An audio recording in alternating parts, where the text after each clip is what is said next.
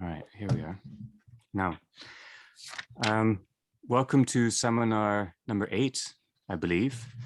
We're reading the 2nd century on love in this volume, the Philokalia, following on from our 1st century. Another 100 or so exactly another 100 aphorisms, short pieces to provoke us, prompt our thought. I keep returning to certain themes, or we keep returning, I should say, best. The themes today are again playing with emphasis, presence, and emphasis out of presence, from presence. And along with that are notions of distance and integrity. That's all in the mix there. So presence and emphasis again, and then distance and integrity. And what I'd like to do is to, after a brief prelude, walk through 9 different aphorisms, 9 different sections, 9 different numbers. So let me give them to you now, because I'm going to work through a number of things, and then I want us to come back and proceed more slowly through them. This is actually Goa's suggestion, but I like it.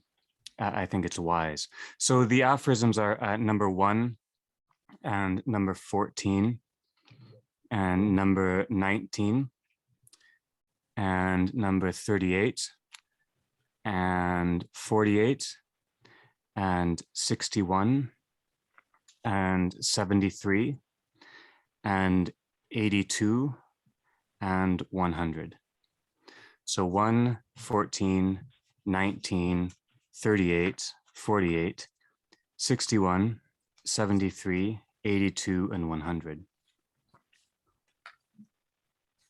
And I'll say a little bit about each of them, read through, and then we can come back to them, though, as we please. I want to begin slightly differently, though. I want to begin thinking more about this idea of occasional speaking or articulation. It's come up more than once that in our tradition, at least as I understand it, apart from liturgical articulation, which is common and constant and steady, theological articulation arises mainly with need, mainly on occasion, and it is often in terms of a chastening. We don't articulate in order to establish our life. We articulate when our life goes slightly awry, perhaps one could say. So occasional speaking, like Maximus does, like Goa does, I can say a little bit more freely since he's not here, arises out of a ferment of interior prayer. All right, arises out of the ferment of interior prayer.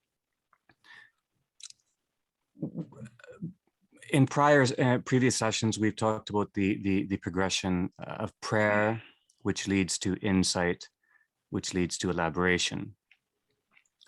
We're going to maintain that little model, that little schema just for now, focusing on the movement from prayer to insight.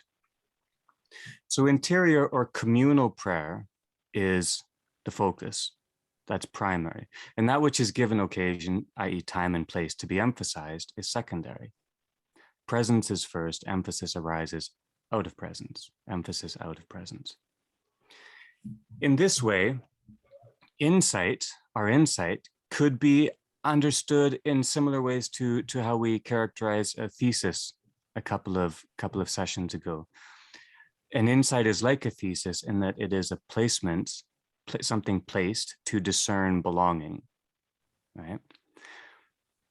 And then if insight is like thesis, prayer is akin to thinking, which we characterize as dwelling vitally in that placement to discern belonging, dwelling vitally in that placement, which discerns belonging, in order to encompass the appropriate horizon, which is the genesis of definition. Remember, horizon links with definition.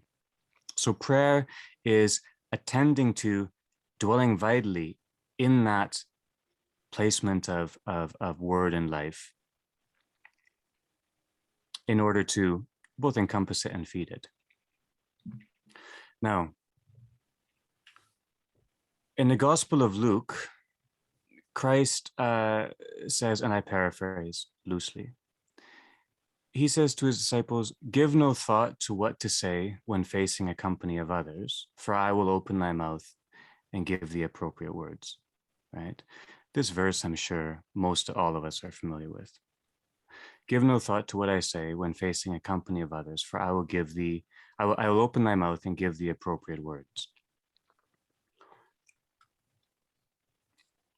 This is not preparation. This is not the cultivation of studied phrases or sets of ideas with which to convince another person. This is out of one's prayer, articulating the joy, to come back to Lorraine's story 10 minutes ago, the joy of a life in Christ. So in a sense, this is a slightly different kind of thought. In a sense, we are not to deliberately memorize scriptures. That's my idea. In a sense, we are not to deliberately memorize scriptures. And further, we are not to quote the scriptures to make a point.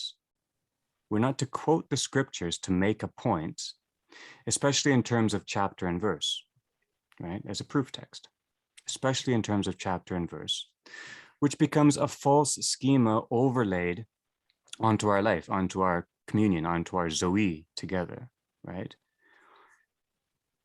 If one deliberately memorizes scriptures, one is stocking up phrases to say when one wants to, when one wills it.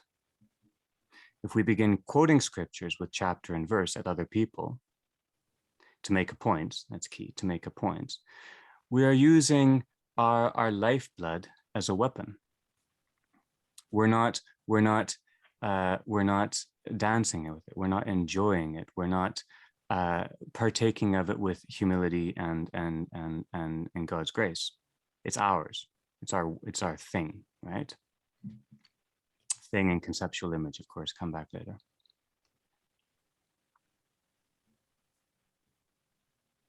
So that's the foundation I want to give.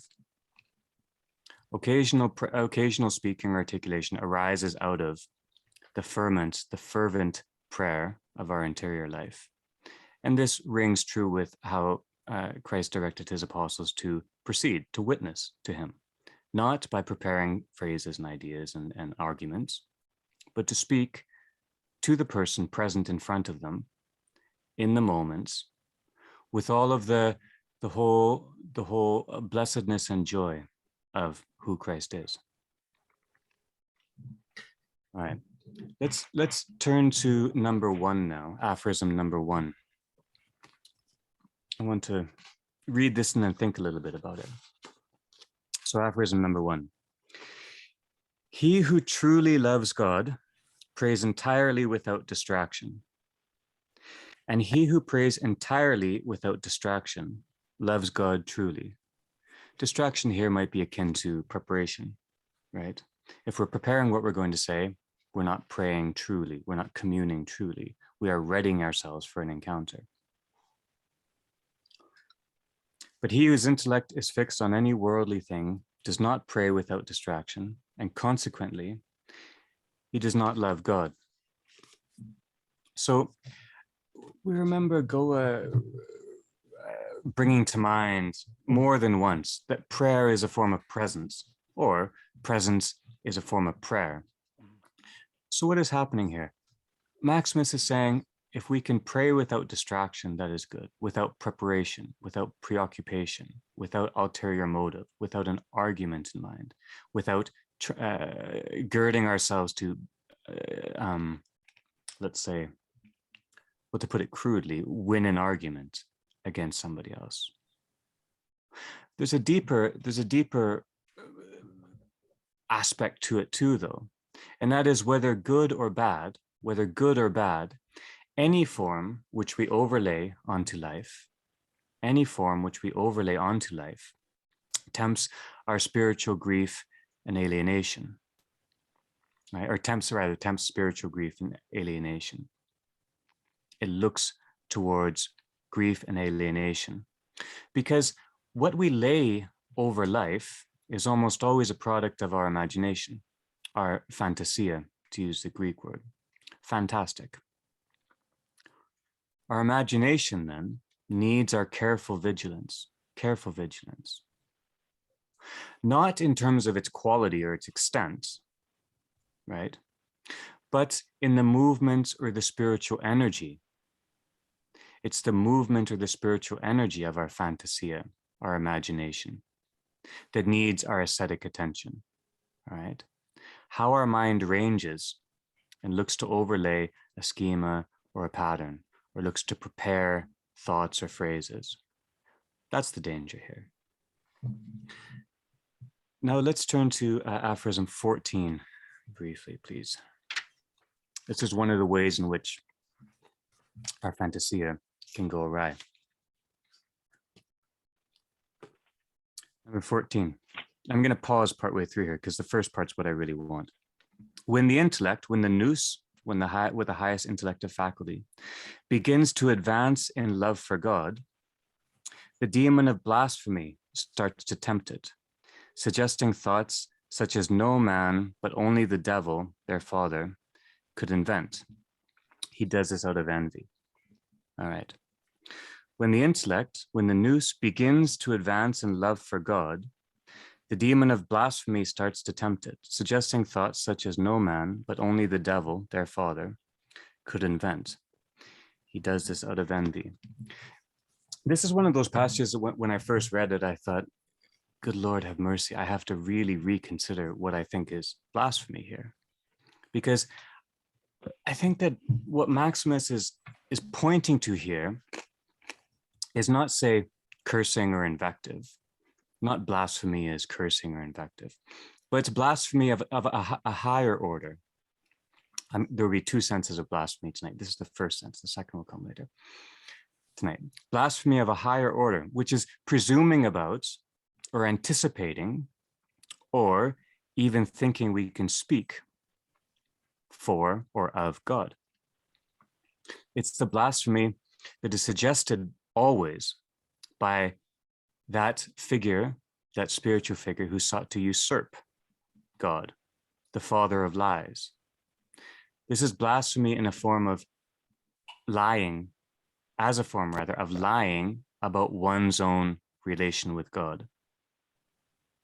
So this is, again, not cursing or invectives, which are pathetic, but this is blasphemy as a bright image or bright images at a great distance. And when we neglect this distance, when we forget that we have to struggle, that there is a distance between us and God, which we are seeking to overcome, but we have not overcome yet. When we neglect this distance, we lose our appropriate place spiritually. And so we introduce a duality or a double into our spiritual life. Our image of God lies next to God and often involves then a complex image of ourself as close to God. So that's blasphemy. That's the first kind of, well, that's one of the notes we want to return to. Blasphemy not as negative statements or negative attitudes, which are easy to identify and rather simple to combat when you note them, but blasphemy as those images which we begin to mistake for the divine, our own images, which we mistake for the divine. They're bright, they're beautiful, but they're our own. All right. Now, let's move on to aphorism number 19.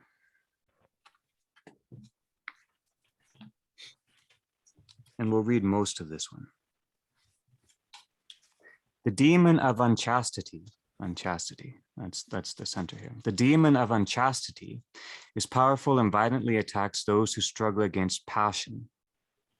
In the next sentence, with the lubricity of sensual pleasure, he, the demon of unchastity, imperceptibly steals into the intellect and thereafter persecutes the hesychast, the struggler, by means of the memory, setting his body on fire and presenting various forms to his intellect. That to me is the key bit there. The demon of unchastity imperceptibly steals into the intellect, and thereafter persecutes the struggler, the hesychast, the one who is practicing stillness, by means of the memory, setting his body on fire and presenting various forms to his intellect.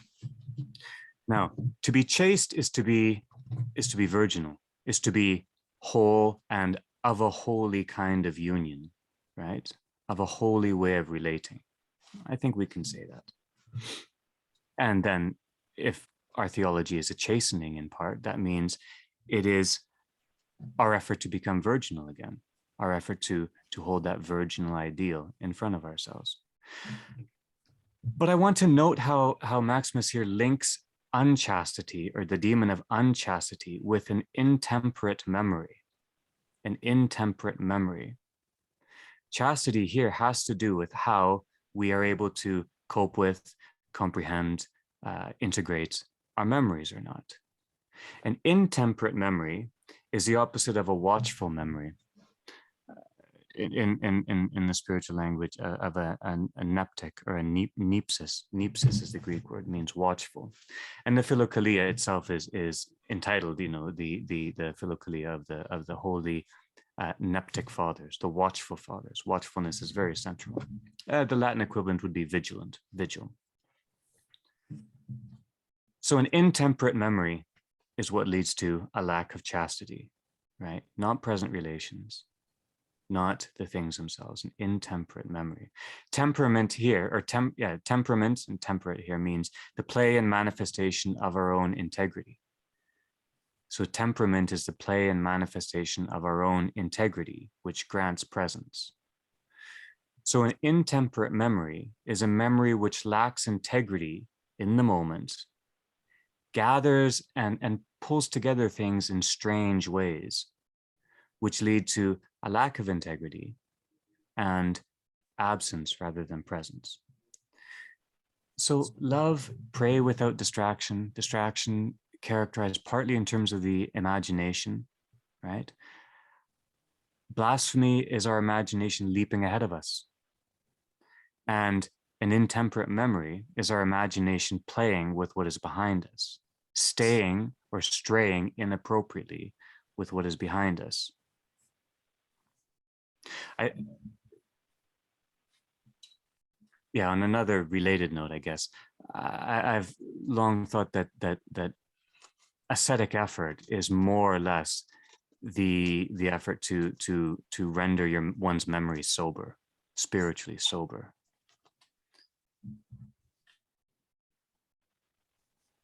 All right, so we have ahead, blasphemy ahead, and the demon of unchastity, intemperate memory behind.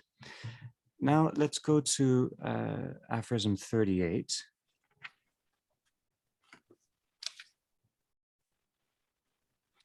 Yeah, and just the first half again. The malice of the demon of pride. Now here, in this sense, pride encompasses both blasphemy and a lack of chastity. It works both ahead and behind the moment. The malice of the demon of pride takes two forms. Either he persuades the monk to ascribe his achievements to himself and not to God, the giver of all goodness and helper in every achievement.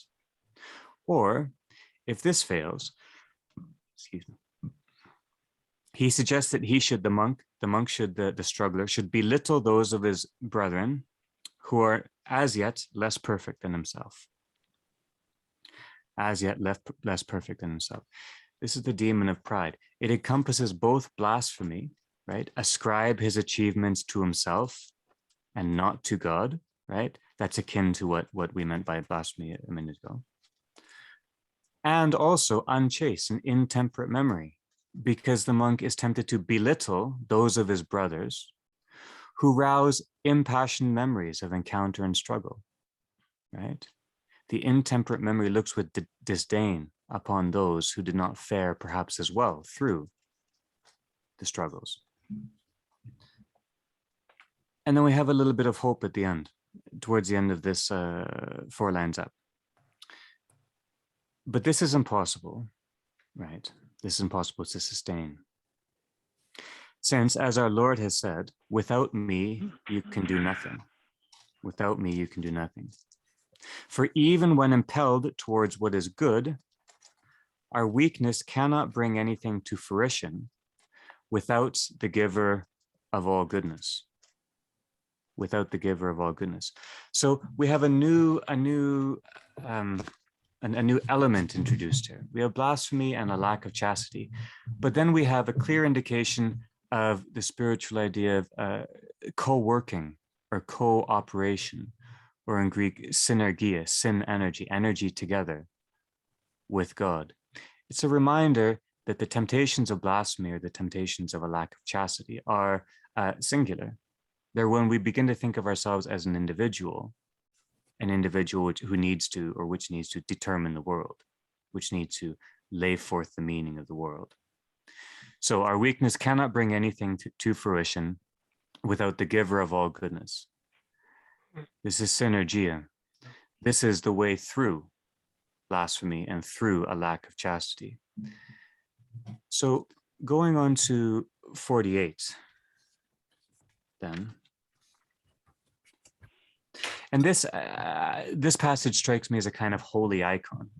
It's a kind of holy icon, because I think that what Maximus is doing here is pointing to what happens when we co-work, when we cooperate, when we have synergy with the divine.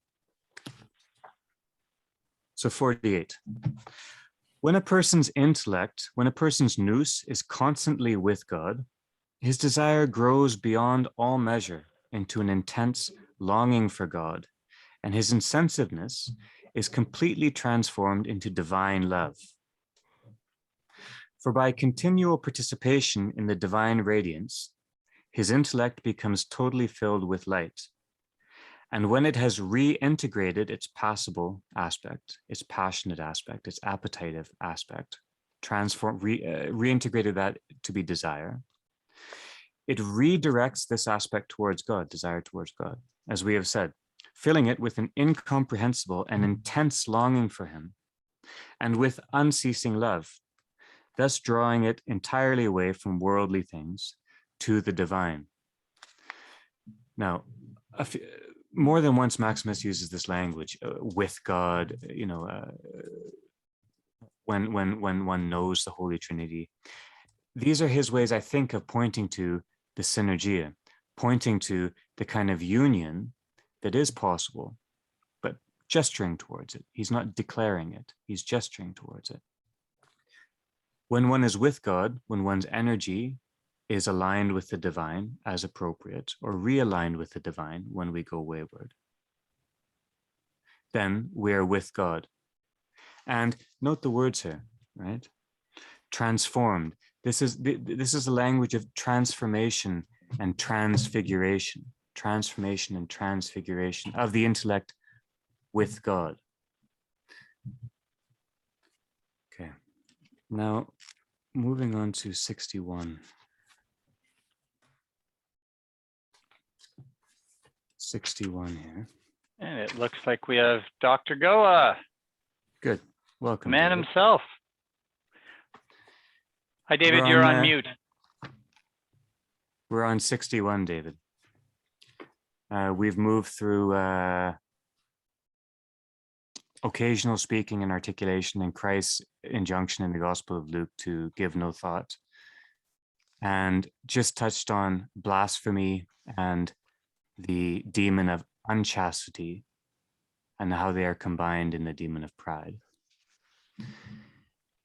So if 48 gives us a kind of holy image, a holy icon of what it means to be with God, transformed, nature is transformed and persons are transfigured. 61, we read, "It is said that the highest state of prayer is reached when the intellect goes beyond the flesh and the world, and while praying is utterly free from matter and form. He who maintains this state has truly attained unceasing prayer. It is said that the highest state of prayer is reached when the intellect goes beyond, that's the apophatic move, goes beyond the flesh and the world, and while praying is utterly free from matter and form. He who maintains this state has truly attained unceasing prayer. Now, here I want to think of prayer as that prefix trans. Prayer is kind of like the transformation. Prayer is part of that transformation, transfiguration. It's what allows the true blessedness of all of creation to come through, as it should, as Maximus says sometimes, to pray as it should, as it should. Prayer is in that movement of transformation, of transfiguration, without matter or form, beyond matter and form. Why is this? Well, this is because communion has no certain form.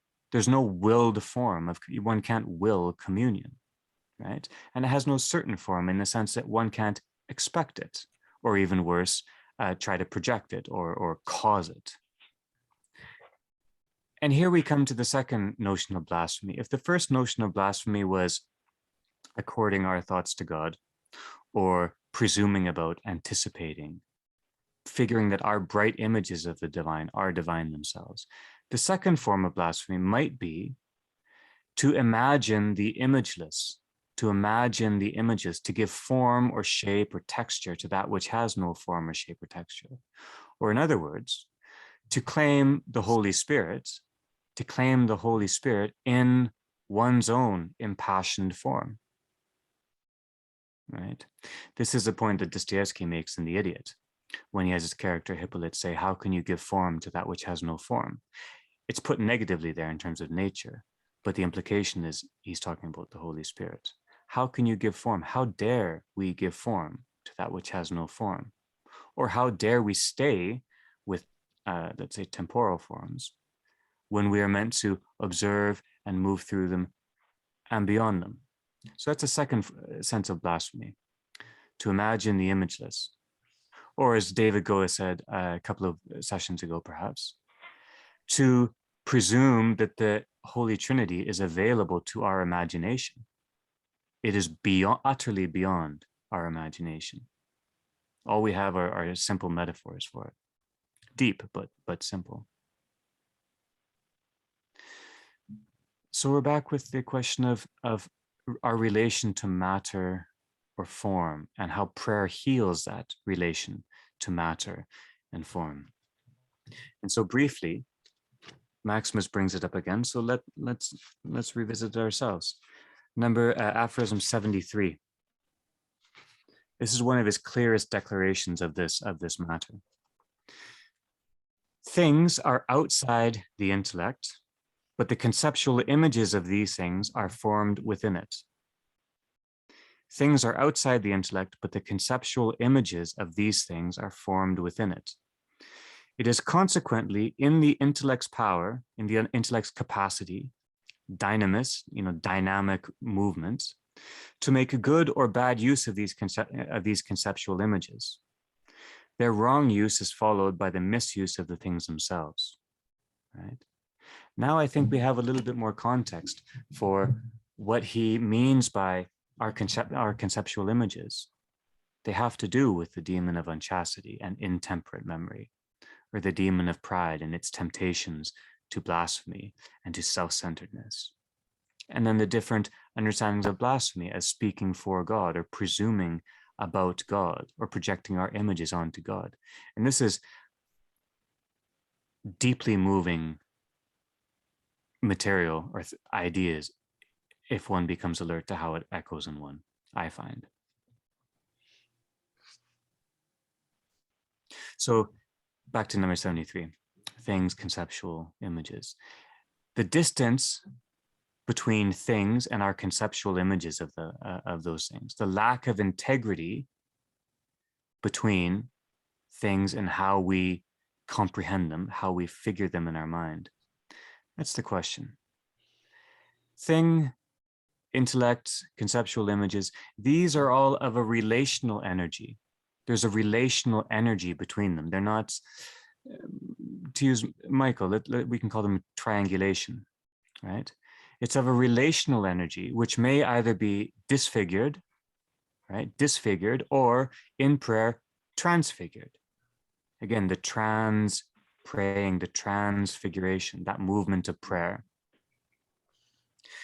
Because each thing, and this Maximus insists on this, each thing, each intellect, each conceptual image is naturally, as it were, holy at heart and is blessed. As part of creation, it is blessed.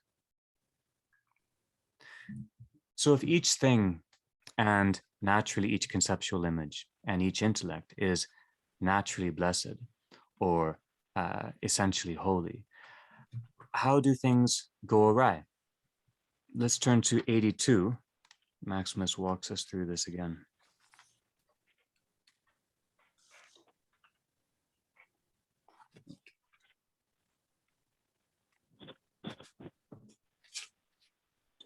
Oh, yeah, 82. Some say is akin to an old man, or it is said, right? It's his appeal to an authority beyond himself that he partakes of, but he doesn't wish to locate within him. Some say that there would be no evil in the created world, unless there is some power outside this world dragging us towards evil. Okay, the cliched image. But this so-called power is in fact our neglect of the natural energies of the intellect, right? Our neglect of the natural energies of the intellect. Blasphemy is key here, a key way that we go awry. For those who nurture these energies, always do good, never evil. Think about that. Those who nurture these energies always do good, never evil. If this then is what you wish to do, get rid of negligence, perhaps akin to listlessness last time, and you will also drive out evil, which is the wrong use. He's repeating himself. It's very important. He's given us this definition a dozen times, perhaps. The wrong use of our conceptual images of things, followed by the wrong use of the things themselves. Now, our neglect of our given divine energies. This, Maximus says, is how things go awry. So we need then to return to or to recover holy creation as it is, i.e. we have to cleanse ourselves. We need to pray for the transfiguration of our intellect so that we can see and be with creation as it truly is. One reality, no duality, no dueling deities, one Lord of all creation. All right, and now the last aphorism here, number 100. When the intellect, when the nous, when the mind is stripped of passions, okay, and illuminated with the contemplation of created beings, then it can enter into God and pray as it should. When the nous is stripped of passions and illuminated with the contemplation of created beings, that's what we've been talking about so far, the contemplation, the theory, the vision, the engagement with created beings, then it can enter into God, right, drawing near and indeed conjoining and praying as it should. That as it should is curious. So it's the passion or the energy which gets in the way of our nous, not wrong ideas, not improper definitions. When we focus our attention there and then we think, okay, to be good and to be a good part of this tradition, I need to have the right definitions, right? That's part of it. But again, that's secondary, not primary. So passion or energy and not precision or definition is at the heart of human experience, or pira, as we were saying. And this, when I was thinking about this in the interval, I was reminded of something, Michael, you brought up last time, the anecdote you told about even when you were not filled with divine energy when contemplating the Christian truth, you insisted upon appropriate definitions or formula, right? But you knew then, and you know, and we know now, that one can repeat phrases, right? Correct phraseology is important in a way, but one can repeat phrases. But if one is not apprehended, with holy fervor by what is being articulated, then the phrases are empty. The phrases are, they might be beautiful, they might be perfect, they might be very finely wrought, but that's not the center of what Maximus is saying our spiritual struggle is. That's not the center of what he says is problematic about sin or about our conceptions of evil. So again, it's not ideas or images per se, not things, ideas, or images per se, but the energy of our relating to them and with them. That energy, it's not quite a quality, but it's a kind of, it's the essence of our relation with them. That's what Maximos is pointing to here as the kind of nexus of spiritual effort and concentration. So,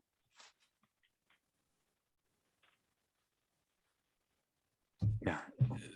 So we've walked through these, well, I've walked through these, and David, go just so you can note them down. We noted at the beginning, but we're talking about aphorisms number 1, about love and prayer. And I want to now, following this, I want to go back through and let's talk together about each one of them, or as many as we please. But go, it's aphorism 1 about praying without distraction.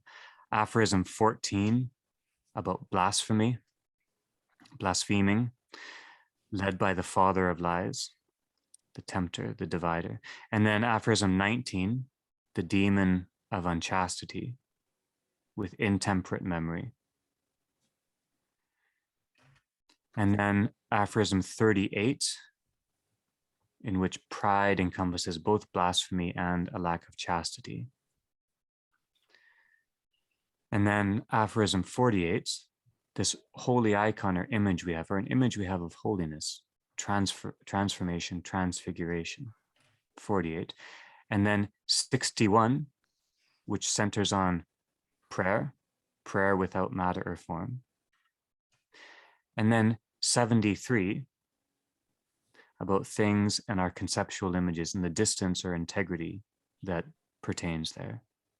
And then 82, on evil or illusion and how our divine energies help the world go awry. And then 100, which is about passion and delusion, or energy and prayer.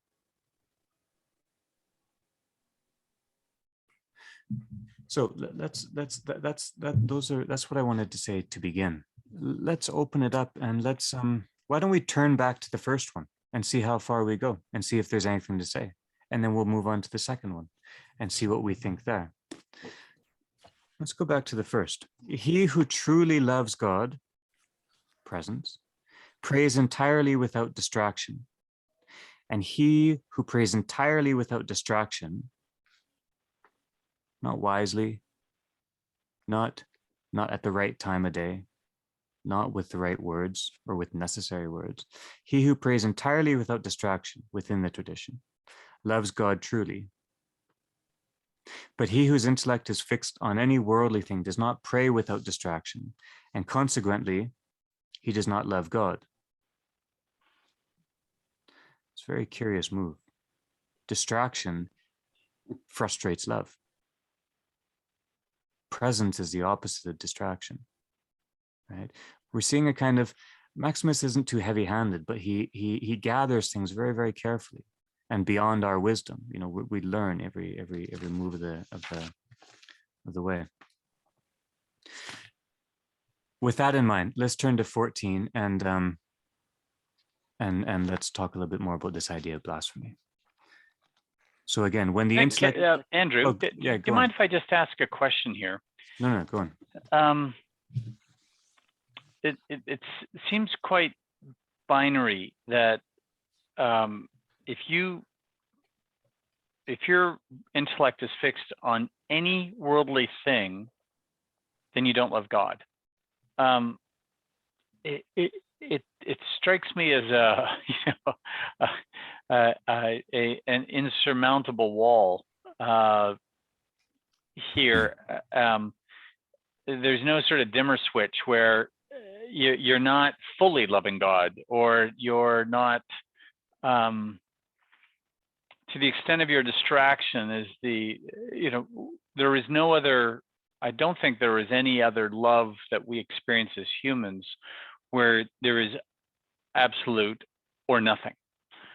And I'm not suggesting that that's wrong here, but I do find it, I mean, the way he writes, of course, is challenging, might be a gross understatement, but I would just like to think that through. Do we agree that love can only occur if it's absolute, and that as soon as one is fixed on any worldly thing, then one isn't loving God? That's what's being said. I understand that. I would just be interested in the wrestling with that. I think two things immediately.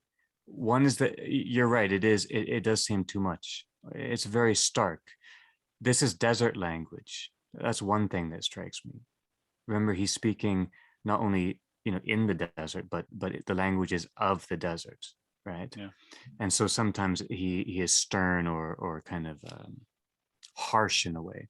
That's one thought. The other thought is that the question of love is not a one-time event.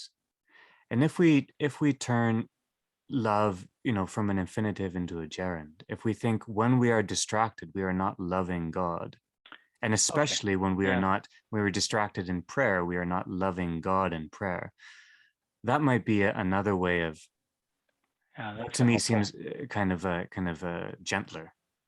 I don't know if that's consistent with what he meant, but it does strike me as that's a more consistent with what the human experience seems to suggest.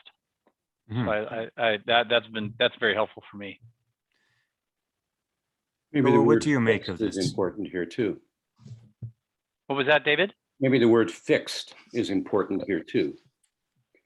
Because if you're fixed, you're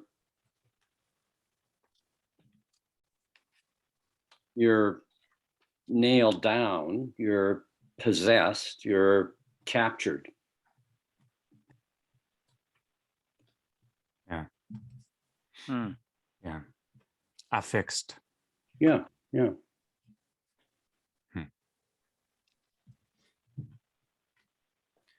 Hold that in mind, Jennings, because that's something I don't think you're wrong to pause there. I think that's important, because if he is starting to speak in absolutes, then, well, he won't. But when he does, something else has to be going on there, right? Mm-hmm. I want to get into this idea of blasphemy in 14, and I'm particularly interested in what each of you think of this. Just to reread the first. I'll reread the whole thing. Number 14.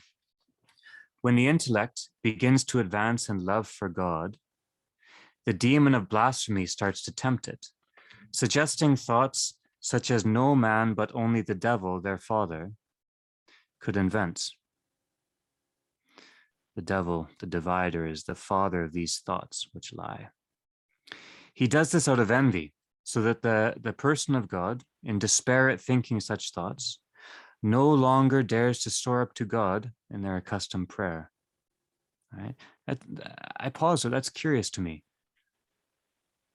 Okay, we'll come back to it. But the demon does not further his own ends by this means. So this is the turnaround. This is when Maximus says it's going to be fruitless. I want to focus on the diagnosis first, or the analysis. What do we make of this, the demon of blasphemy? Is it fair to say it is our own bright thoughts that we mistake for the divine? And then what do we make of the second part? Out of envy, so that the monk, the praying person, the struggler, the parishioner, in despair at thinking such thoughts. So there's a serious overreaching here. There's not only blasphemous thoughts of a good order, of a bright order, but then the recognition of that. And it seems to me that Maximus sees a kind of enervation or an inertia, which is the result of this. We might be getting to the heart of it with this idea of inertia or enervation, the lack of energy. No longer dares to soar up to God in accustomed prayer. So somehow accustomed prayer grew too bright, or it's imagined that it grew too bright. following the despair of knowing that we have blasphemed, we have projected onto God, Maximus says, we slow right down and we think we shouldn't try at all. That's a very, very, very curious diagnosis if I'm right in reading it this way, or we're right. Goa, what do you think?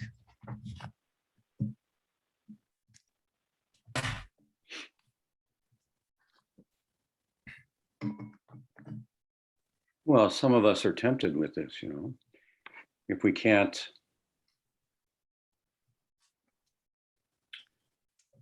get it all, we don't want any of it. You know, or that sense of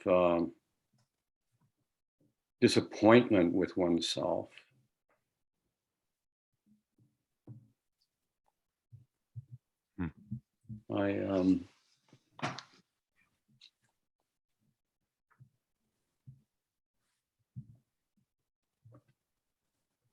I was talking to a colleague of mine yesterday who's a philosopher.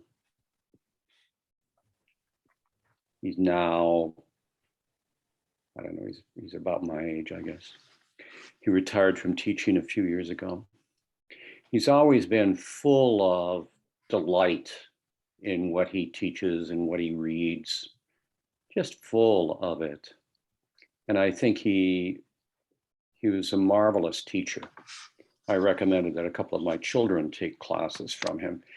And I don't often do that at the University of Alberta. So I had a sense that he really was a wonderful, engaged person who could think with students.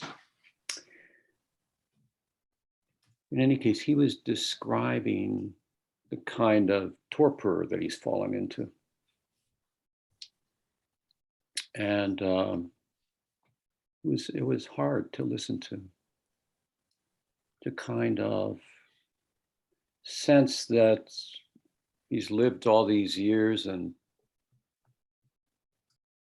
it doesn't mean anything anymore.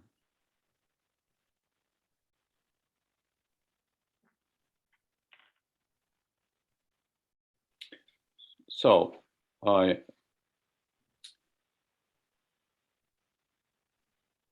I thought I heard the devil in that, you know, that he was being tempted to think of himself in a way that he doesn't exist, at least for those of us who know him. But it was very strong. And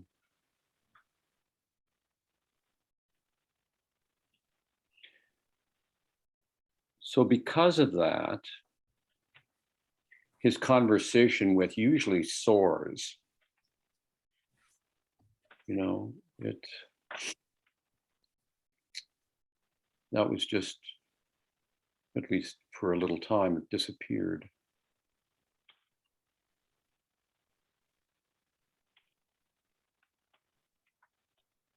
So I suspect that, I mean, if we think of monks who are somewhat deliberately working at their spiritual life and go to confession fairly regularly or talk to their spiritual father or mother and discuss how what is getting in the way of them in life, the fullness of life.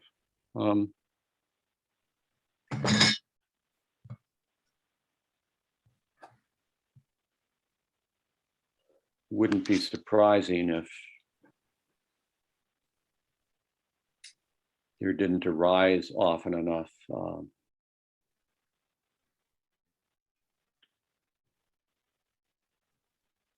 a deep sense that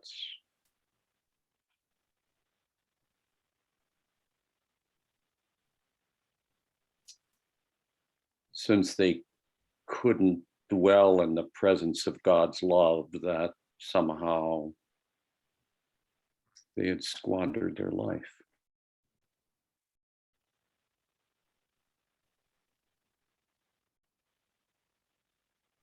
I guess I'm inclined to think that artists, some intellectuals,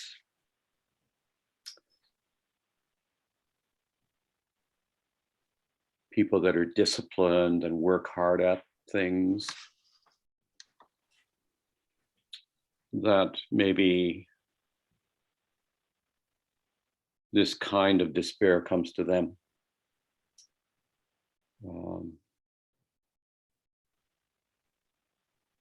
Probably in part because they have glimpsed,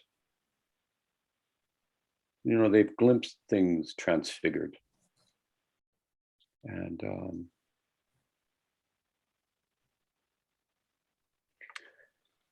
but it's never good enough to glimpse things that are transfigured. We know that from the gospel narrative. Peter, James, and John forsook him, despite the fact that they had glimpsed the transfiguration. So it's well,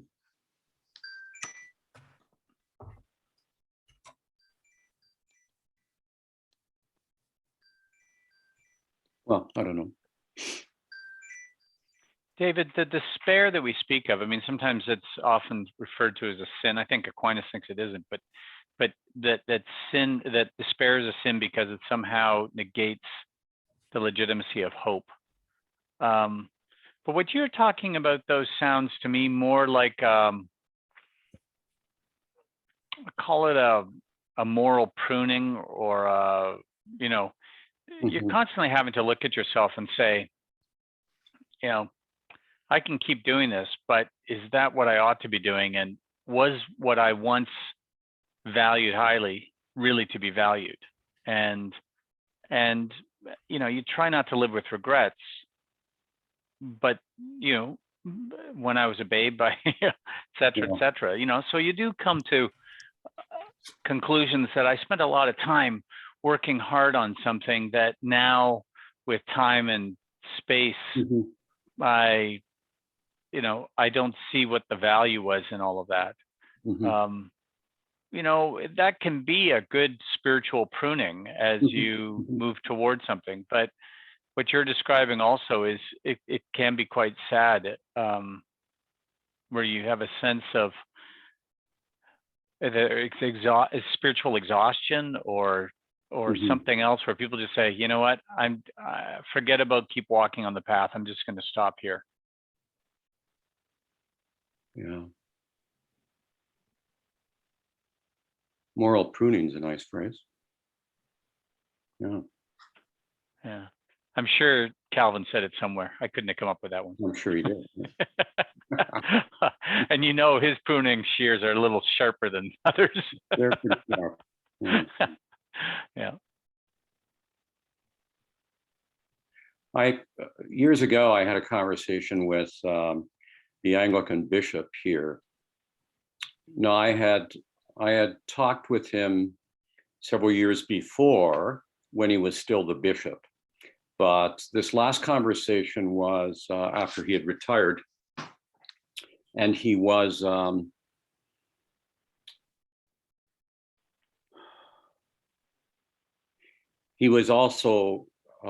moving towards the eternal.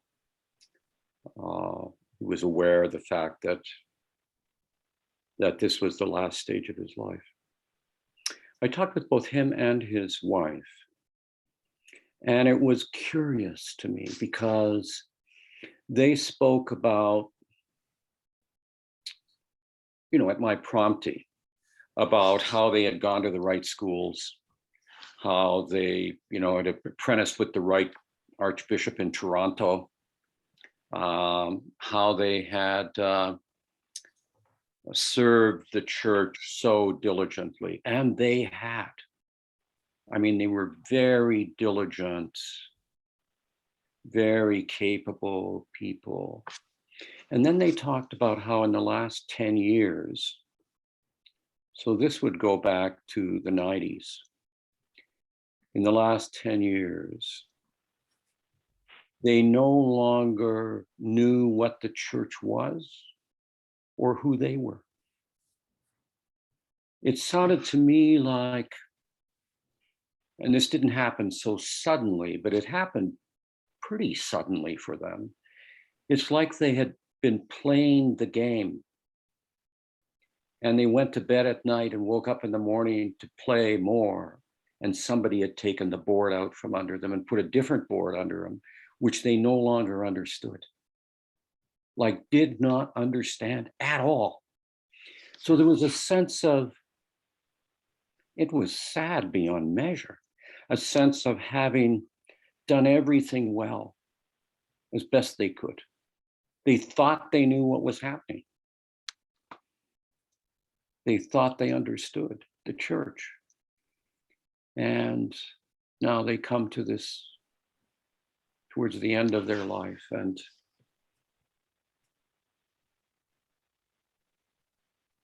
it makes no sense. No sense. That often comes with I'm talking too much, but doesn't that come, David, a lot with leadership? I mean, you are leading something, and at the end of the day, you throw all your vigor, all your energy into it to try to lead and transform and change and move. All the words you'd use, whether theological or business speak. But at the end of the day, you look back and you say, first of all, what if I was wrong? What if I was General Lee? Not Grant, I was Lee. I could serve, do tactically brilliant, strategically great, all the sorts of accolades that were given to General Lee. But he was on the wrong side.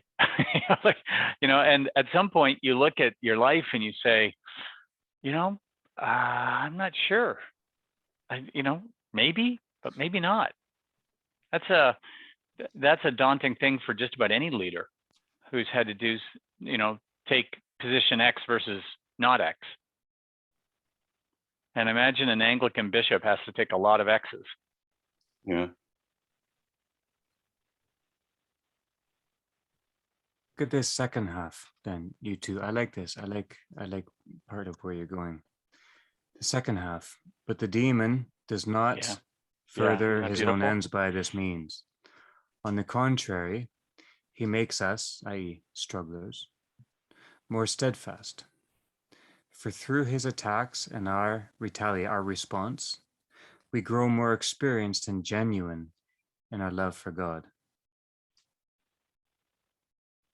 Through his attacks and our response, we grow more experienced and genuine in our love for God. Yeah. This is about overreaching too. Mm-hmm. And the clarity maybe of, the onion, the woman with the onion, or the mite in the church, the clarity of genuine, let's say, humble love, modest love. Maybe you're right, Jennings, that it does affect those who are in prominent positions more than, or not more. We can't say that, but palpably, very palpably in our world. And maybe part of that is just keeping in mind how much our efforts do result, or whatever result our efforts do have, and no matter how, and the releasing of our imagination about what that means, the letting go of what we think what that means, right? This is, yeah, okay.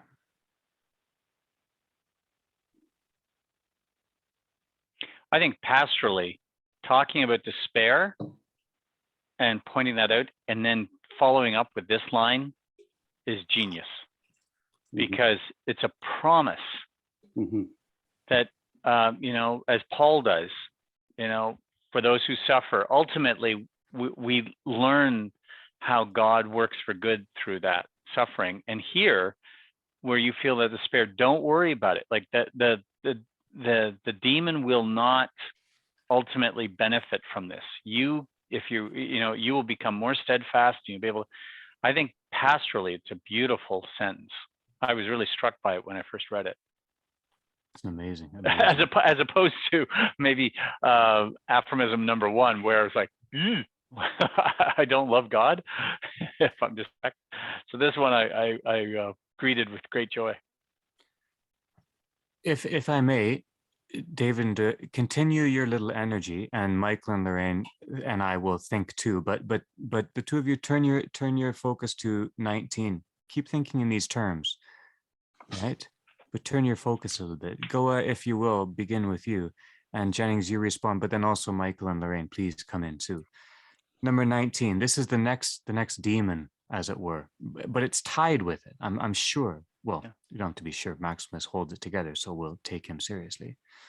19. The demon of unchastity is powerful. I'm going to read the whole thing this time. Powerful and violently attacks those who struggle against passion, particularly to his fellow monks, if they are lax about matters of diet and often meet women or boys. With the lubricity of sensual pleasure, there's some more strong language, Jennings. He's got a firm tongue sometimes. Yeah. With the lubricity of sensual pleasure, the demon of unchastity imperceptibly, barely, just almost unnoticed, steals into the intellect and thereafter persecutes the struggler, the hesychist, the one who seeks stillness in Christ, by means of the memory, setting his body on fire and presenting various forms to his intellect. Forms to his intellect, that's the realm of blasphemy. In this way, he evokes his ascent to sin. In this way, the demon evokes the struggler's ascent to sin. If you do not want these forms to linger in you, turn again to fasting, labor, vigils, watchfulness, as we said, and blessed stillness. That's what hesychism means, hesychasm, hesychast. Blessed stillness with intense prayer. How does this, beginning with David, but also beginning with Michael and Lorraine, how does this relate to the previous section when he's talking about blasphemy? When we open this up, we characterized it in terms of kind of looking ahead and looking behind, as it were, the divider is trying to ruin time, ruin the temporal sense, at least, of the struggler's spirit. Goa, what do you make of this passage? What do you think's going on here? Earlier, I characterized it in terms of an intemperate memory, a memory which lacks tempering, not a well-tempered clavier, but an intempered memory. Temperament being the play and manifestation of our own integrity, our presence. Why is chastity linked with memory, not with immediate impulse? That's a shift. It's a big shift.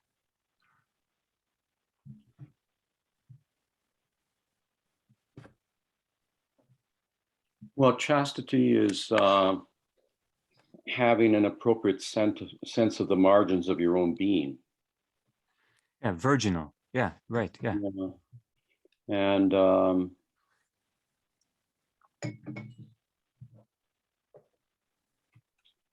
this gift of memory is amazing part of the human mind. But it can also distract us, so we're no longer present and no longer vigilant about the margins of our own being, but inclined towards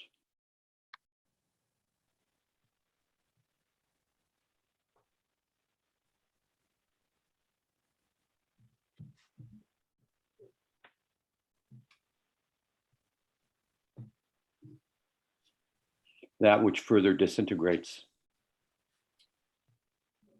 both relationship and our being.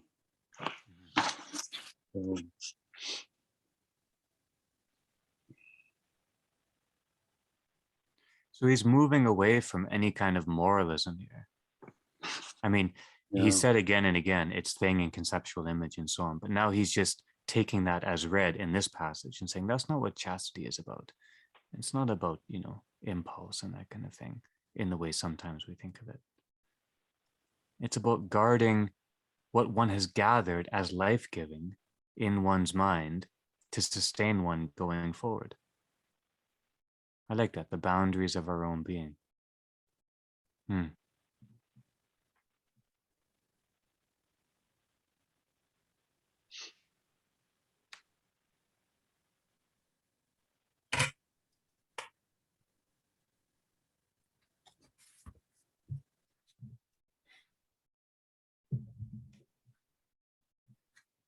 There's something here too about moving from the intellect into almost fantasy, and what I mean by that is that you're like in fantasy there is no form. It really is just whatever comes to be, whether it makes sense or not. It's not controlled by any kind of order. And so, is there something about that here where it's not just memory, but memory becomes corrupted with fantasy, which then drives these other kind of passions, you know.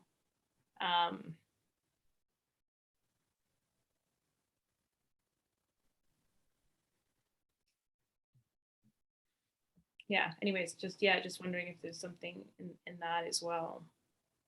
And is that what, you know, it kind of steals into the intellect and then corrupts into the memory? I'm not sure.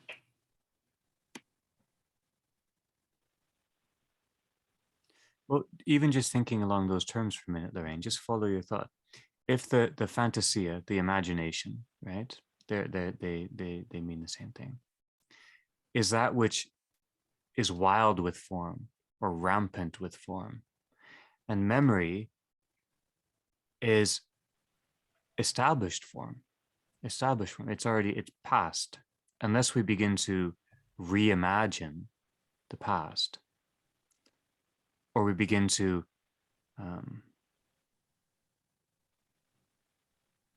become drunk with emphasis when we look back.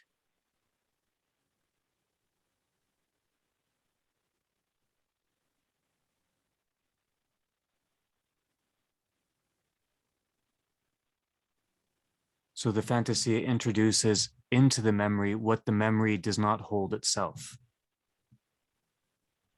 It scrambles the memory in order to deform, disfigure the present. Mm-hmm.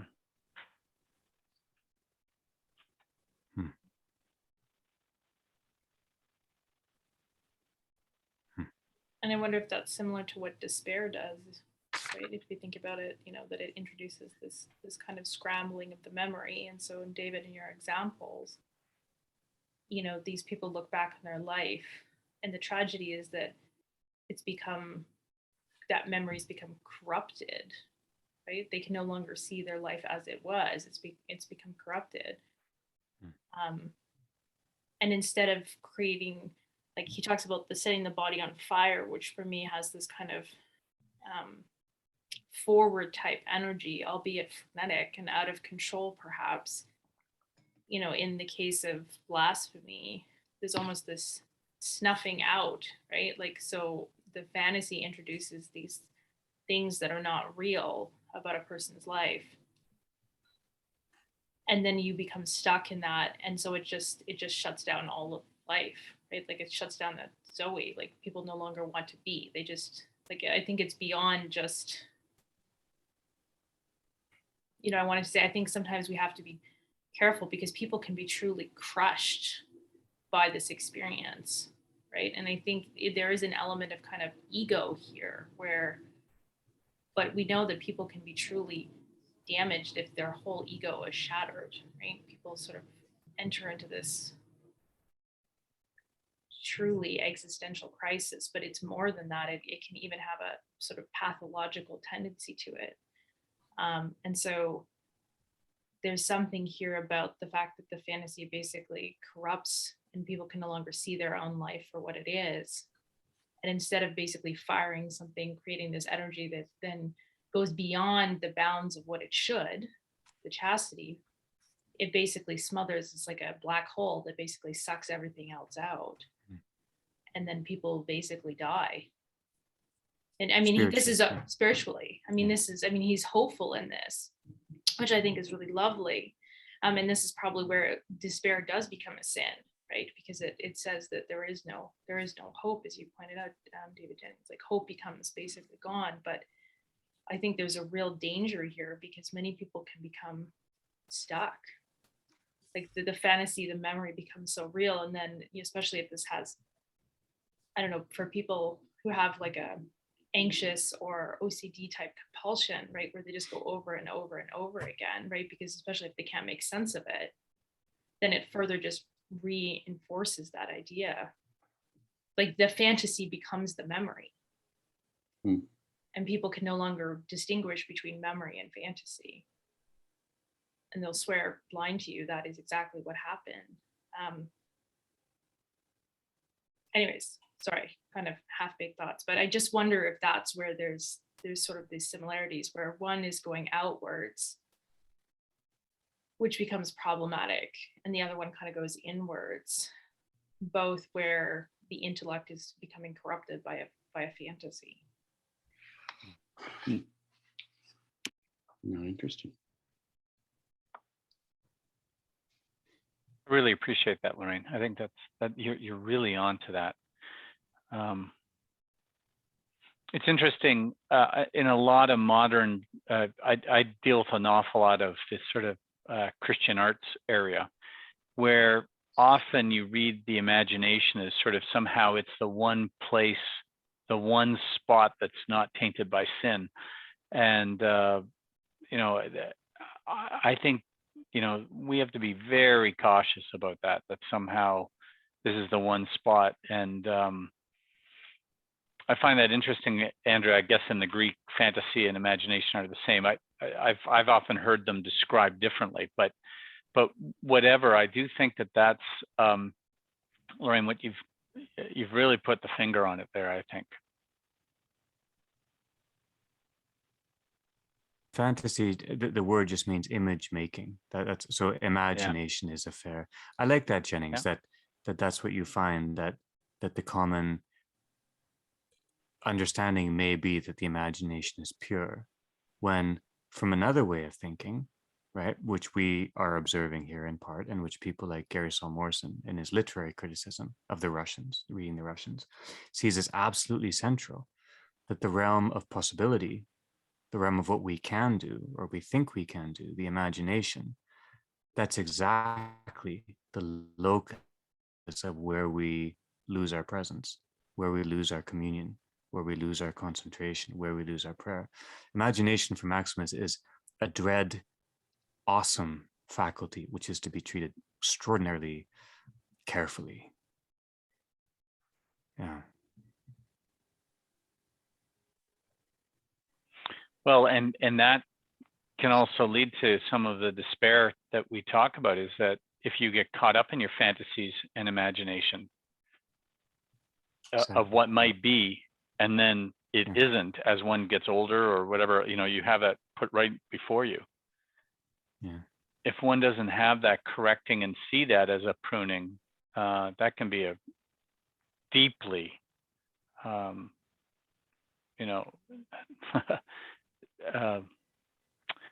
just a staggering challenge to what you thought was your identity,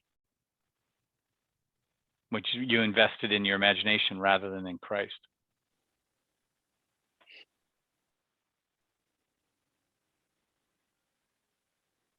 In this middle ground that you're pointing to, Jennings, here, the almost sort of neutral, properly neutral character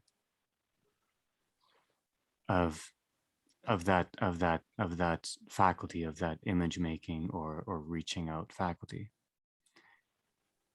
that seems to me to be where our prayer enters. That prayer is what determines if it becomes transformed, transfigured, right, or disfigured, deformed, disfigured, right? Michael, what's Milton's doesn't he have a character in Paradise, or maybe Jennings and Lorraine and go to a character in Paradise Lost called that's named Dis? Is there a Dis in Paradise Lost, or am I misremembering? There's a pandemonium. Is there a river? I mean, are they not? No, I'm off. There's some kind that of doesn't ring a bell. It's been I'm a long off. time. There's some kind of a structural, cultural rather, echo of that word, of that prefix dis, but it doesn't matter. Pardon me, Michael. Yeah, sorry. This is quite a moving series of interlaced passages. You know, the whole focus on transformation, which has certainly seeped outside of religious discourse and it can become quite problematic.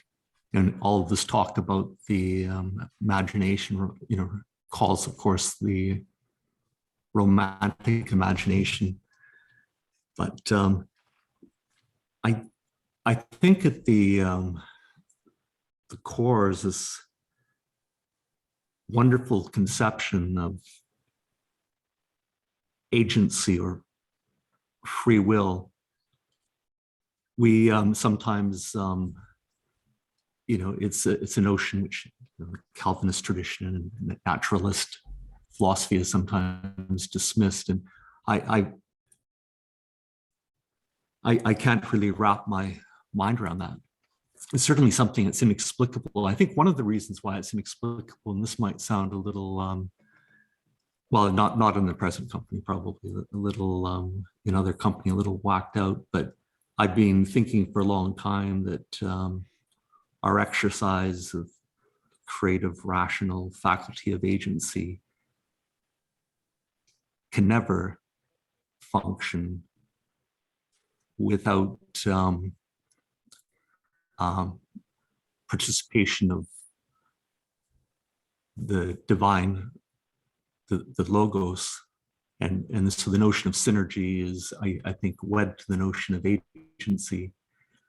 But it's quite an eerie passage that, you know, aphorism number 14, because thoughts come when they want to, and they're not always wonderful thoughts. And so that eerie passage of thoughts coming that infect our brain. They might not animate our free will or agency. We might not assent to them. And I think anyone who has a, you know, fruitful imagination, I sometimes am, you know, just astonished at the thoughts, the sometimes just absolutely horrible but imaginative, rich and amusing thoughts that just, you know, flood into, you know, one's brain just almost continuously when you're, you know, by yourself, just doing something that doesn't take any other thought. And that's a form of depleted presence in which you could start exercising your agency. These thoughts, we don't know where they come from, and something tells you if you do, it might be amusing and what have you, but it's also deeply potentially distracting. And so I think that's my way into understanding this passionless thought. It's that when you're in a state, when there is a state of synergy, when you're absorbed by you know, wondrous thoughts, and again, it's not just imposition. It's more this concept that David was talking about being, you know, seized by something. But it's not a kind of totalitarian submission where something is just being imposed on you. Your agency is always part of it, but it's not a radically self-sufficient agency. How could it be for a finite being? And I think that's when all of us, you know, have, for maybe some small particle of time, an immersion in a kind of total presence. That's what's occurring. But the disturbing thing is that you can also be preoccupied by sort of untoward thoughts. And so I would just you know, say what, you know, that the kind of upside that David Jennings was talking about in relation to aphorism 14 is quite right. There is this sort of wonderful pastoral moment, but it's a conditional moment and it's referring to those who are far and advanced in their love of God, and they might not even realize that they are, of course. One could be, children are probably quite naturally advanced at certain moments in their love of God, and they, but the heartening thing is this kind of absence of synergy, but there's still, your agency is still kind of defectively operative, and it could be even quite imaginative, is something that you are in control of, but maybe you're only fractionally in control of. And when you reach out beyond yourself, maybe that would be another purpose of prayer, to enhance your synergy. It's a way of pulling you away from these passion-laden thoughts into a kind of more of a state of presence. Sorry, a lot of that was stored up, so it kind of came out in a long spiel as often as normal.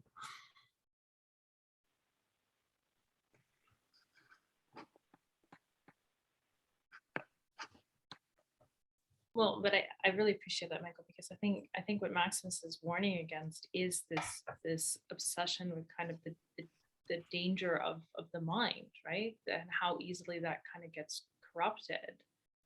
And I think it raises an interesting question just from a evolutionary psychology perspective about, how much control do we really have of our thoughts, right? And we've built this whole sort of psychotherapeutic modalities based on this idea that you can control your thoughts, which in some cases, yes, but in other cases, no. And so now it's being challenged. And so I think, as you said, there's just constant flood of thoughts, right, that are just with it. And so actually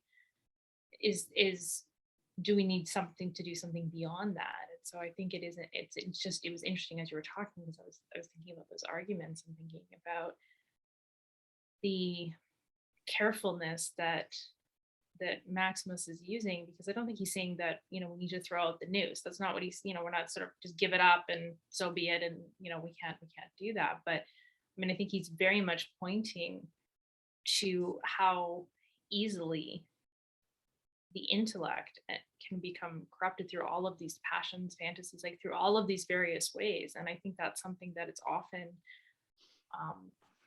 undervalued in kind of, I would broadly say, Christian theologies, regardless of where that is.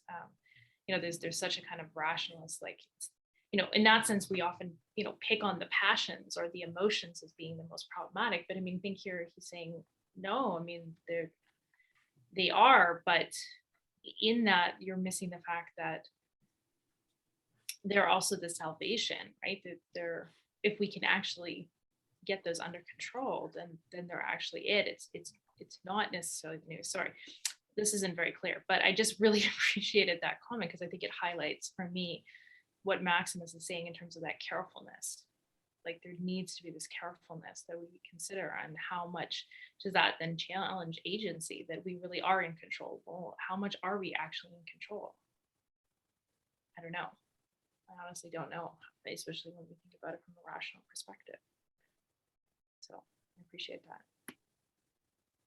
And that warning, I think, in Aphorism 31, where he's constantly emphasizing that the sin of the mind precedes any sin in action, and that sin of mind, is a result of the intellect giving assent to sin that was, demonically placed there. I think he encourages us to have a fairly humble view of our own intellect, that we're not in control completely, and you better watch out. And I think, Lorraine, you're right. It's so easy to sort of look to the actions or to the emotions that give rise to some of these, but at least in this one, and I think Andrew really emphasized that in the picking of the aphorisms, was this is about the mind. The genesis of this comes through that. It's also inspiring, though, because this idea of synergy, that free will has come in for, it's been debased and regarded as an illusion, and just something that's non-existent because it can't be explicated. It's a non-empirical concept. But it's how exciting that our agency could have this has kind of evangelical fervor, so I'm trying to find a more nice way of putting it, but it is rather inspiring. I'm just trying to put this in as neutral terms as possible, to think that our agency, our very free will, is part of the divine being made in a small way in the divine creative image, that it participates in this infinite creativity that both seizes us and that draws us up into participation, into immense fruitfulness. I mean, look at when the synergy is used productively in small ways and ways that have, unbelievable manifestations. It really is a kind of stunning, endless miracle. But the other side of it is, of course, maybe a part of these disillusioned people who have led fruitful lives. I can think of a lot of retired professors that I know who've had lives that, unbeknownst to them, were probably caught up in the divine, and there were synergies which they didn't even appreciate, because I don't think that you can exercise your free will as a radically finite being, as something separate. And then, but they've been oblivious to this. And when they're no longer, if you're unaware of it, then it's easy for lack of gratitude to start to snake its way into your thinking.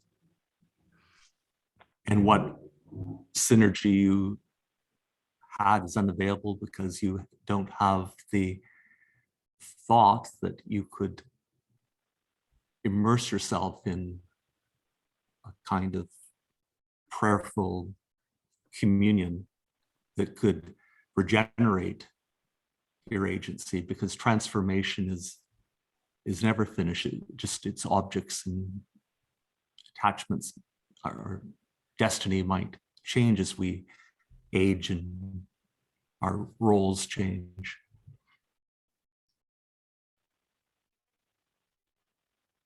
I like that you emphasize the unending nature of the transformation or transfiguration in Christ, because I think that's right. It's not a one-time thing. But let me throw a few spokes in here. I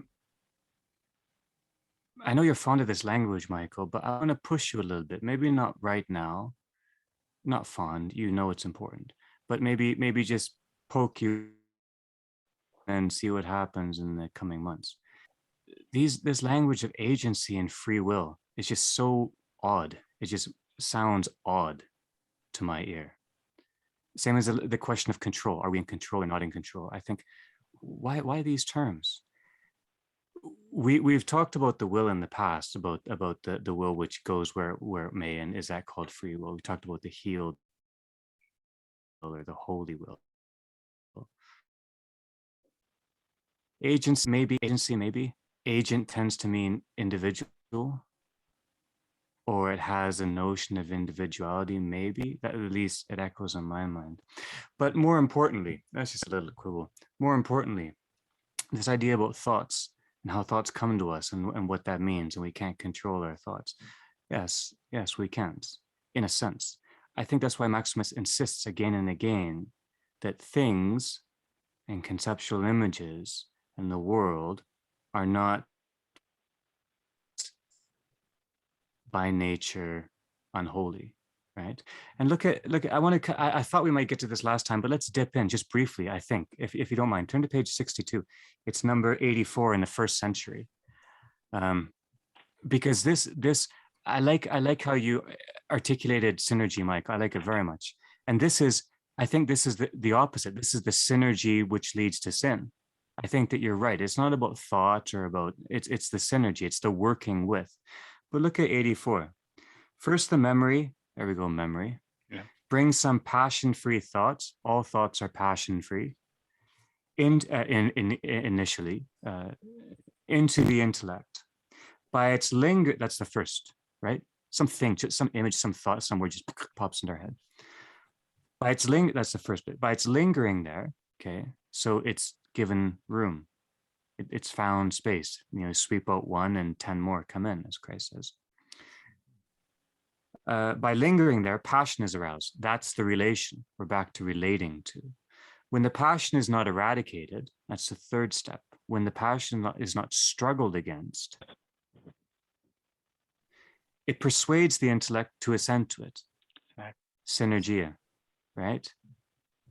Once this assent is given, then here's language a little bit more familiar. The actual sin is then committed. By that, he means the distance between us and the divine has happened, right? We've assented to this other progression, this other movement, spiritual movement within our intellects, our nooses, within our fantasias, our imagination, within our memories, right? I think that's the negative, or it seems to me, of what you're speaking about right now so beautifully.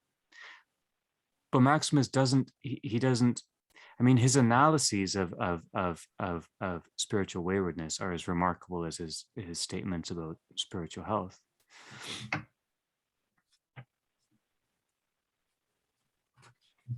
So just a few spokes thrown into the road while you lot are riding your bicycle so nicely past. But that idea of, I mean, the will and free will agency, we can come back to this, and it's not inappropriate language. It just echoes a little bit oddly. I like to push further and see kind of the depth of what you mean by that, or what is meant by that.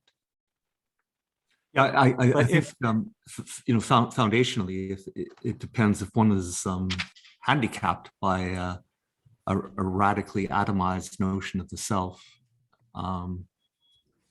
then I suppose the very idea of agency is also handicapped or crippled. Mm-hmm. But agency is rarely mentioned with the idea of communion or whole relationship in mind. It's mentioned in the sense of, I'm an agent, I'm self-determining. No? Well, I was of course explicitly relating agency in its best use to the idea of synergy. And so I see the self in relational terms. This isn't a novel thought. It's in secular philosophy, it's a thought attributed to Hegel, but he doesn't live in a vacuum. He comes out of a Christian tradition. But even when one is by oneself, one is relationally related to other people just by speaking a language. But transcendently, one is also related to the logos. The logos is just continuously becoming alive in flesh through individual people, irrespective of their relationship with others. But you can't say irrespective because we are related to others. We wouldn't be able to understand the meaning of sounds and what have you that are going back and forth between us if there wasn't a logos becoming flesh continuously. And an implication of that, it seems to me, is that agency, the means by which we make sense of others and means by which we create thoughts and express them to others, is every syllable and particle of time and space related to this logos becoming flesh. It's the singular historical event, but it's also just a continuous event of our being. And so I certainly don't think of the individual or free will in some way discrete from that. I can't even think of it in just purely naturalistic terms, because without this transcendent connection, it's I literally can't make sense of it, nor can anyone else, because logos without the mind-body problem is insoluble. That was sort of my entree into Christianity, in the way that the idea of the logos becoming flesh is the most innovative thought in Western history of ideas, if I can put it that way. So sorry, Andrew. No, I'm with you. I think that what that how you're defining agency is close to how the tradition has understood personhood. Person, prosopon, or personhood is it's a central, absolutely central notion. So that's built into when Maximus says a person or personhood, or when other fathers, mothers say person or personhood, that's built into it, that relationship, that measure of determination. I think I was balking because they're kind of, they seem almost too philosophical, maybe that, almost too abstract, maybe that. But I don't want to, it's not significant enough to. I think that your what you're saying and your approach is without a problem. You know, I was just tiny spoke about the language. Continuing this thought, Michael, about this synergy and about how without this synergy there is no greatness, no glory. I wonder if you what you make of 82. Maybe we'll turn to that now, because in here Maximus makes the astonishing declaration, one astonishing, many, but let's just revisit 82. And then, Mike, I want to put it back on you, if you will, but if you won't, or if you care to not for now, then we open it up. Some say that there would be no evil in the created world unless there was some power outside this world dragging us towards evil. And then these two statements are astonishing. But this so-called power is in fact our neglect of the natural energies of the nous. For those who nurture these energies always do good, never evil. Those who nurture these energies, the natural energies of the intellect, always do good, never evil. If this then is what you wish to do, get rid of negligence and you will drive out all evil, which is the wrong use of our conceptual images of things, followed by the wrong use of the things themselves. What do you make of these two sentences in the middle, Michael, but also David Goa and Lorraine and David Jennings and you know, this so-called power is in fact our neglect of the natural energies of the intellect. For those who nurture these energies always do good, never evil. What do we make of that?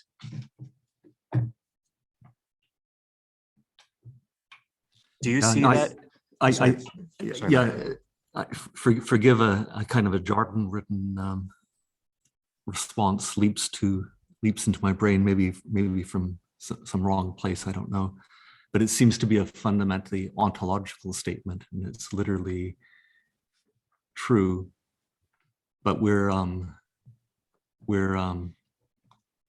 finite, erring creatures, and we often mistake our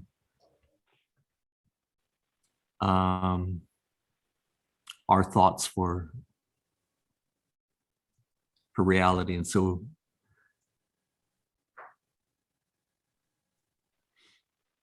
maybe this is a thought more directly applicable to those who are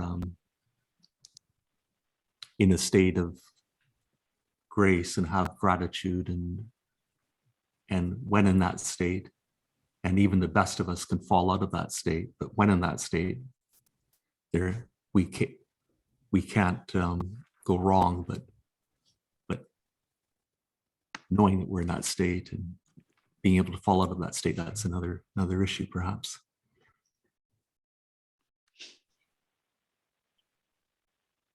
I wonder too, this idea of nurture the energies of God, as we discussed last time, are all that we have available to us, permeate all of creation and all of humanity.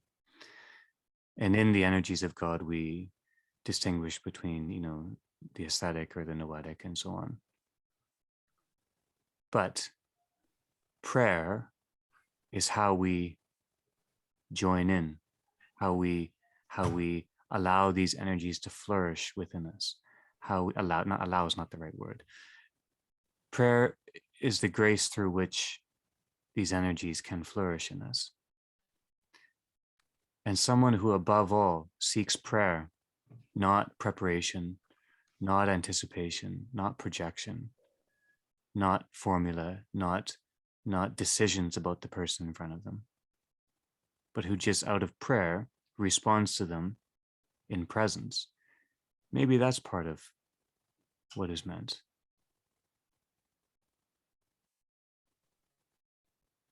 Evil is not wrong. He's not saying that there's no wrong-headedness here or clumsy missteps or anything. Evil is the illusion that this world is not God's. The illusion we propagate when we neglect the energies of the Holy Spirit, which we are given to understand in each person. Goa, what do you make of this little section? I've got so much pain in my tooth here that I'm finding it hard to concentrate. So I'm sorry. Yeah, not to worry. Not to worry. Not to worry. This we can return to these next time too. Jennings, you have to leave soon, I think. What do you have any what do you make of this just in case you need to dash out before you can give us your thoughts? Well, this is a statement that seems to me take some of the edge off again, that aphorism number 1, where for those who nurture the energies, it's not talking about a perfection, but of a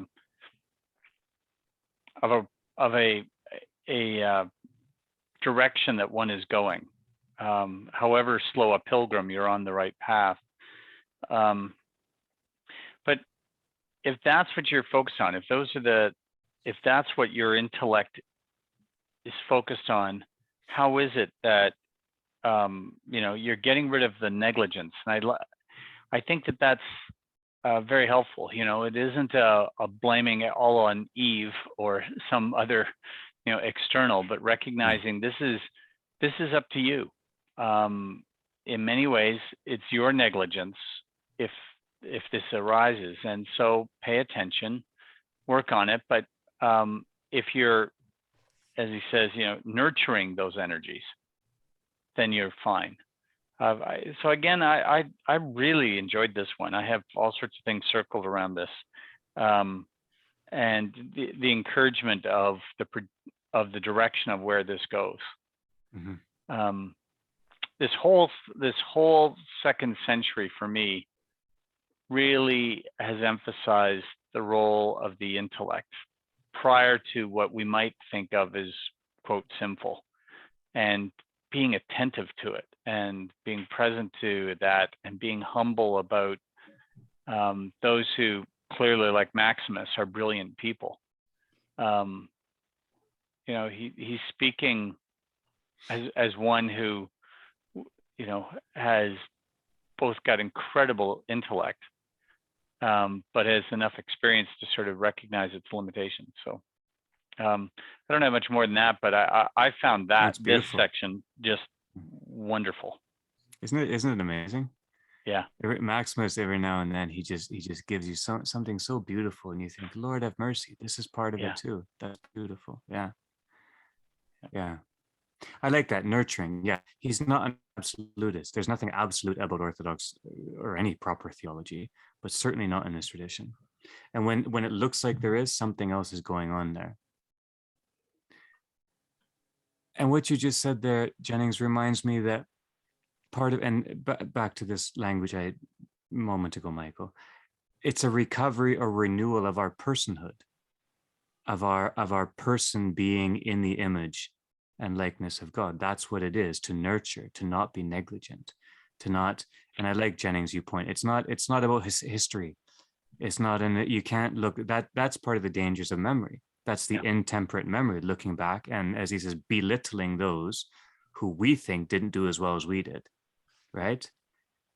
Think of the contempt with which some people speak of our holy foremothers and forefathers as if they're to blame. Think of how awful that is. And Maximus is shifting things really away from any kind of moralism, any kind of observable correct behavior, even any kind of natural thing that happens, a thought comes or whatever happens, right? An experience happens. Yeah. It's the recovery of our grace-filled image in Christ, or being in Christ. Lorraine, what do you make of this this last passage? Or you can skip right to 100 if you want. You can give us the cherry on the cake, if that works. But stay here if you like, because it's such a rich, amazing thing. Yeah, I had highlighted this repeatedly and circled it and sort of had questions on this. I don't really have anything to say other than, I mean, I was trying to figure out what specifically he also means by the natural and energies of the intellect, and is that the same as like, you know, memory and imagination? Is that what he's pointing to, or did I just completely miss the boat here and this is obvious and I just, you know, haven't quite got it yet? Just because I was curious, like, what these natural energies are that are so strong in some ways, and that's perhaps the wrong word, that they're able to always do good and never evil, you know? Like, that's a pretty strong place. So I think it's just more of a curiosity than anything else. And is this the same as the issues that cause, you know, are these same energies said so powerful in one way and then so powerfully in the other way? Is that what he's really highlighting? So I think that was my main question here. Energies is a deep word here. Mm-hmm. I'll ask Go to think about it and to bring it up again next time. I'm not sure that natural energies of the intellect are the intellect's attributes, although you might be right, and I don't think that wouldn't necessarily be wrong, if that is, you know, the power of thought and memory and imagination and so on.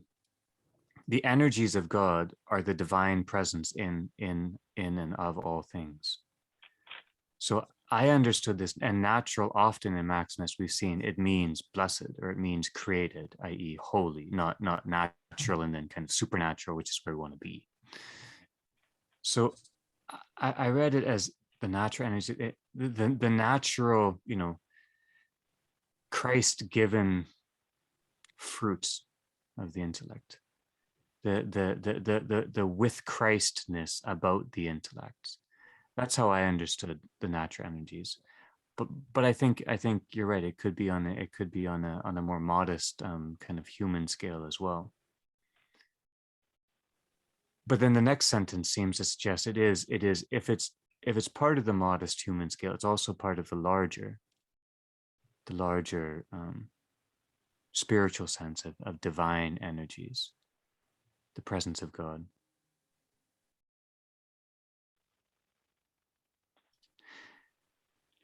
I'm going to have to say goodbye. I'll see you in 4 weeks. I'll watch you in 2. Okay. Thanks so much, Okay. David. Take care so much. Okay. Take care. Ciao. Bye-bye. See you, David. Bye. And Merry Christmas. Please, Yeah. for those Merry of us Christmas. on one calendar. Okay. Take care. Bye-bye.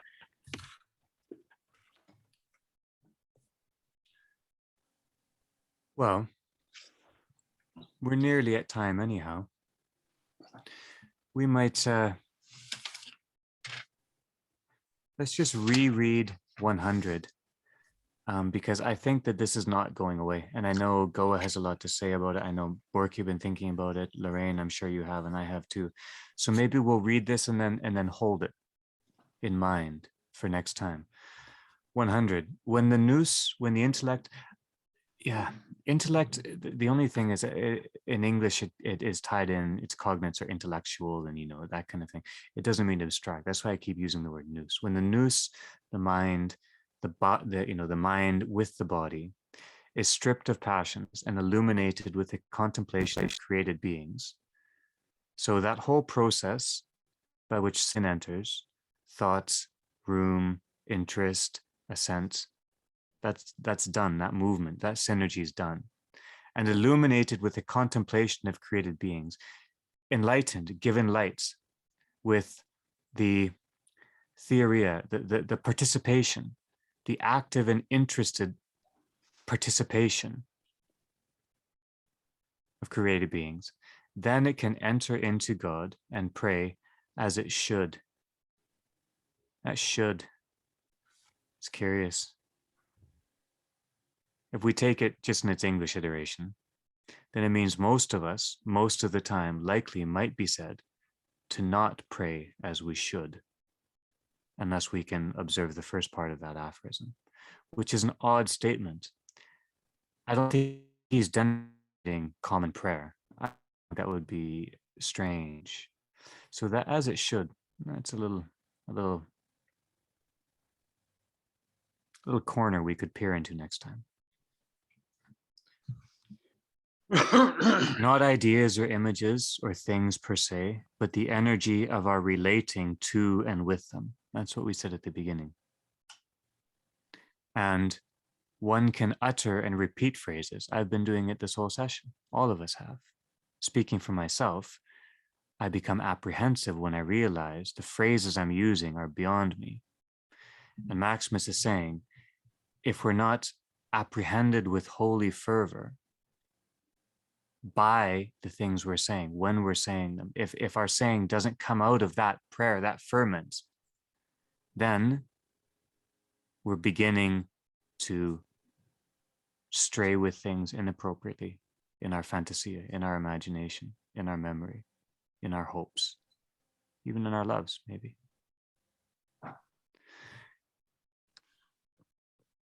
Well, let's pause here.